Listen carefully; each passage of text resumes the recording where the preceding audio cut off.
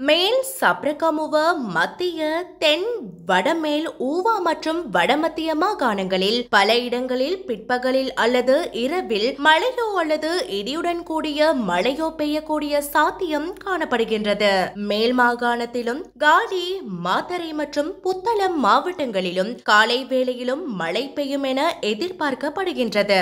மத்திய சப்ரகமுவ தென் மற்றும் ஊவா மாகாணங்களில் சில இடங்களில் 50 மில்லிமீட்டருக்கும் அதிகமான ஓரளவு பலத்த மழை வீழ்ச்சி எதிர்பார்க்கப்படுகின்றது.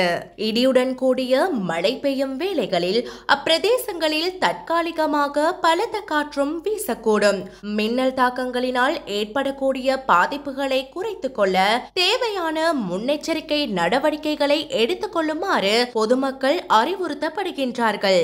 மத்திய சப்ரகமுவ மற்றும் ஊவா மாகாணங்களிலும் பொலன்னறுவை மாவட்டத்திலும் சில இடங்களில் காலை வேளையில் பனிமூட்டமான நிலை காணப்படும் என எதிர்பார்க்கப்படுகின்றது. இதேவேளை நாட்டை சூழ உள்ள கடற்பரப்புகளில் காற்றானது மேற்கு முதல் தென்மேற்கு வரையான திசைகளில் இருந்து வீசக்கூடுவதுடன் காற்றின் வேகமானது மணித்தியாலத்துக்கு 15 முதல் 25 கிலோமீட்டர் வரை காணப்படும் என எதிர்பார்க்கப்படுகின்றது.